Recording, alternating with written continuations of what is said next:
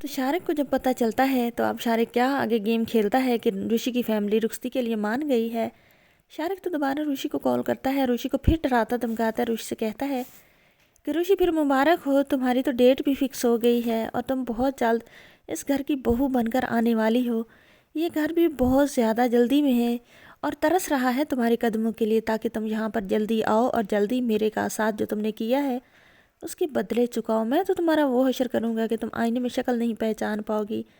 ऋषि जो होती है शारिक से कहती है, अब आपको क्या मसला है, अब तो मैं आपसे शादी कर रही हूँ, अब तो आपको कम से कम मसला नहीं होना चाहिए। अब जब हमारी शादी हो जाएगी तो हम मिलकर वो वीडियोस देखा करेंगे। तो शारिक जो होता है वो तो हक्का बक्का रह जाता है कि ऋषि के तो ना दिल में डर है और ना ही आवाज़ में कोई भी लड़खड़ाहट है। वो तो बहुत ज़्यादा मजबूती के साथ ये बात कर रही होती है। तो शारिक को लगता है कि वो बहुत गलत कर चुका है। अगर ऋषि के साथ अब वो शादी कर भी ले तो ऋषि उसके वो सबक सिखाएगी कि शारिक किसी को मुंह दिखाने के लायक नहीं रहेगा।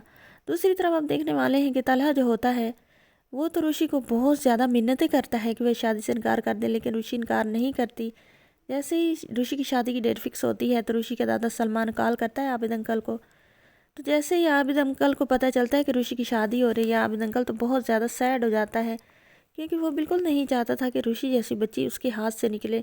वो तो उसे बेटी और बहू बनाना चाहता था, लेकिन तलहा ने एक चवल मार कर सारा का सारा मौका गंवा दिया। जैसे ही तलहा घर में आता है तो जो होता है आबिद अंकल वो कहता है कि तुम्हें कुछ पता चला है। तलहा कहता है क्या हुआ बाबा जान। तो कहता है आबिद अंकल कि बेटा सलमान का कॉल आया था। तो तलहा कहता है बाबा क्यों, क्या हुआ, सब खैरियत तो है।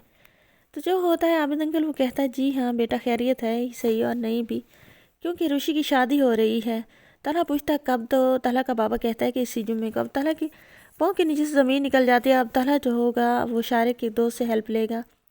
वो शारिक के सारे सबूत मंगवाएगा जो वो लड़कियों को ब्लैकमेल करता है, सारी वीडियोस वगैरह मंगवाएगा।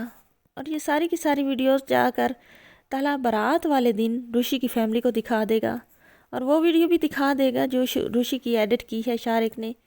तो शारिक की फैमिली जो होगी वो तो अब ऋषि पर बुरा भला कहने लगेगी। तो तलहा वहाँ पर सबके सामने आ जाएगा। वो कहेगा कि ऋषि का बिल्कुल कसूर नहीं है, वो तो बहुत मासूम शरीफ लड़की है, ये सारा का सारा कसूर शारिक अरसलान का है, ये बहुत घटिया कमीना लड़का है। तो ऋषि के कंधे पर वो बहुत मजबूत सहारे का हाथ रखेगा।